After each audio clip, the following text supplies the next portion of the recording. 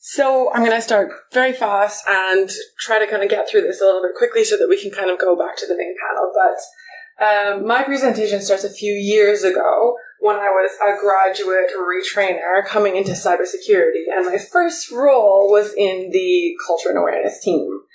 The task that we were given was to implement and start running a phishing simulation. I was very new, and so the more research I did on phishing simulations, the more controversial I found that they are, in that some people love them and think they're really important, and then some people hate them. Most people hate them, because they can really be run unethically. They can be used to trick people, manipulate people, twist kind of like the information for it. So it tends to be something that is kind of love it or hate it, but usually hate it. What we ended up having was a big gap between what security wanted us to do, which was run kind of genuine phishing training so that we were creating maybe a more secure company. We were better aware of kind of the risks and exposure that we had. On the other side, there was a risk of burning bridges with the company. So we didn't really want to be tricking people. We didn't want to go down the unethical route, so people felt manipulated, tricked, fooled, like they had fallen for a phishing simulation, and then they were the idiot in the room. So we had this kind of gap in the middle, trying to figure out what to do. My background is actually English language teaching. So one of the things with teaching is that, one, I was always for-profit teaching. So you had to be engaging, interesting. People had to want to come to your classes and want to stay in your classes. It's also very objective-oriented. So what is the purpose of this? Why are you here? What are we doing? What's the goal? And how can I demonstrate that by the end, you have done this? So, for example, you would have, by the end of this lesson, the learner or participant will be better able to analyze or predict or figure out or identify this. And sometimes, as a result, we'll be able to do this as well. And you need to demonstrate this in a 1 to 2 hour lesson. So I kind of thought, well, if we have this gap, that we need to be a little bit ethical and mindful about how we introduce people to phishing simulations and phishing emails.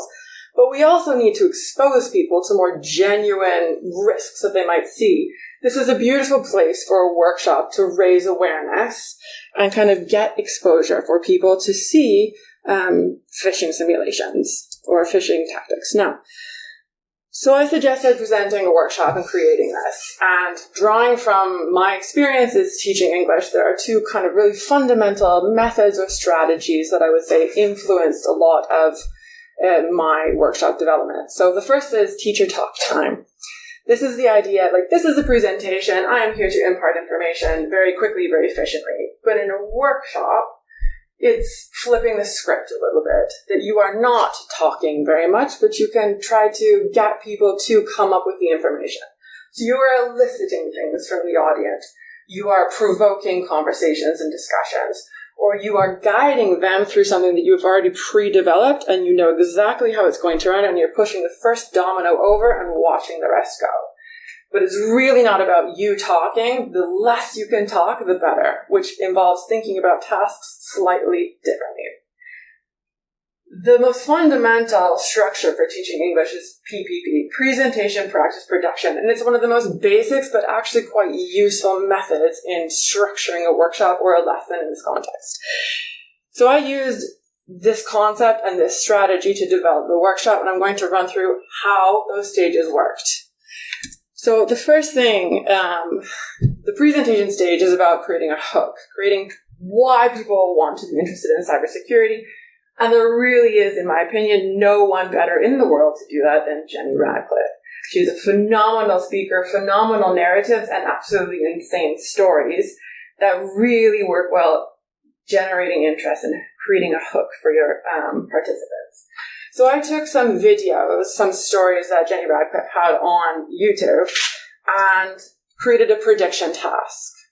So the participants in the workshop were given images, for example, of clues to the stories that Jenny Radcliffe had told. In this one, for example, I would give the picture of a coffee and say, you know, how did she use this to get people to click on a phishing email link? The goal of the prediction task is not to actually predict the outcome, but it is actually about expanding what people think and how they can think more creatively about social engineering. the task, there's two aspects of it. One is just predicting. So it's a true and false, did you get it right? But it's about expanding the potential of phishing-like tactics. And the second one is also to introduce people to the emotive triggers that can cause people to click on links, for example. So you have the prediction, and then people watch the video of Jenny Radcliffe. They love her. They're immediately interesting because she is amazing. And then you've also introduced a lot of the actual emotional triggers that people might see. For example, authority or panic. Again, you can elicit this from them. You don't give anything because they've actually watched the video and come up with it themselves. So you're prepared with the next slide of all the actual answers. After this, so that is kind of the presentation. You've got them hooked. You've got them interested in cybersecurity. This is an in-house training, so not everybody has experience with cyber in the first place. The next one is the practice. So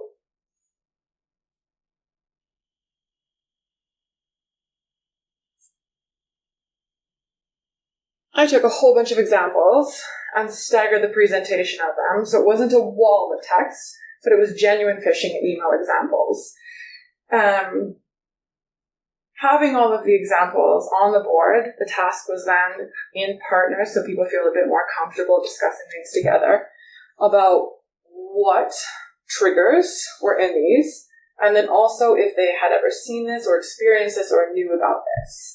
So this stage of the workshop was actually very, very difficult because time-wise it actually took far longer than I anticipated, because everybody ended up having a story about a phishing email that they'd seen or experienced or learned about or had personally affected them or their friends or family. So then you also still get the narrative structure moving through it. You've got the Jenny Radcliffe insane stories, but then you've also got the real-world tangible impact that it has on people who are in the room. This also bypasses a lot of kind of like, I would never fall for a phishing email, so I don't need to do the training. Because as soon as you hook it into, do you know anyone who has been affected, then that becomes a little bit more about the actual societal impact of phishing rather than the I'm better than this, I would never fall for this. So you've got the presentation, Jenny Radcliffe, the practice, the real-world examples that people see, and then the presentation practice production, where the task is then to write a phishing email. So this is the outcome. This is where you see actually did people take in the kind of emotional triggers, did they get it, did they understand how this works? So in the workshop, I asked people to write 1 to 2 examples based on time. It depends on how many people are actually in the session. 2 works better because you get to do 2 different emotional triggers to see a little bit more of a test about how people took it. But you're also going to add additional aspects to this. So yes, triggers are one thing, but there's also things to think about, like I asked them to target their own function. So in this way, you are getting very clear, targeted phishing emails that we would never have been able to send via a phishing simulation in the first place. So we kind of circumnavigated all of the issues about the ethical dilemma by getting people to actually do it themselves. And this is also where you get the twinkle in the eye of people starting to realize that they can be a little bit evil in a safe place.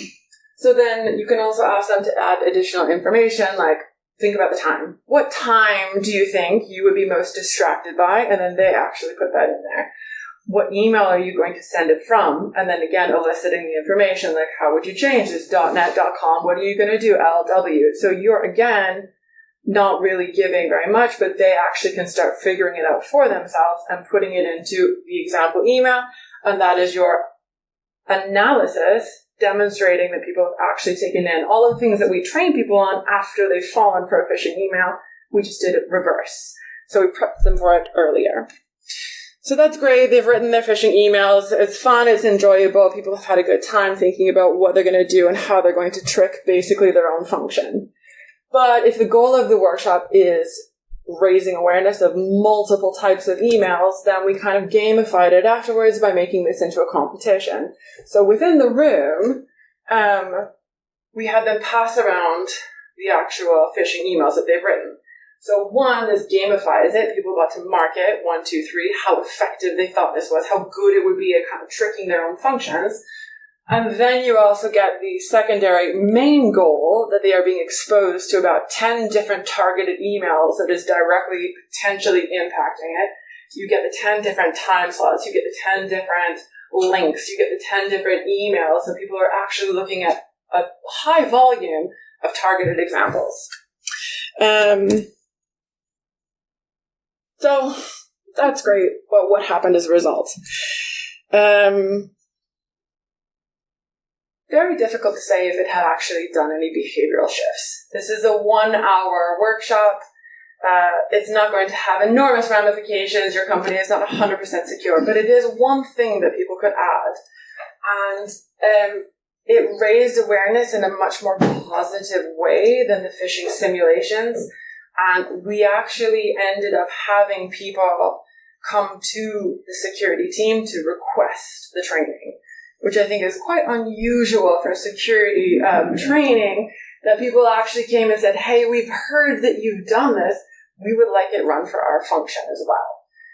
And so that for me was a kind of key takeaway, that we actually were demonstrating some impact. You can get positive feedback. You can have people that are, positive within your team about it, but people are nice. It was really that they wanted it, and they wanted us to run it for them, for their function, to start protecting their function specifically. I think I did quite well time-wise. Done.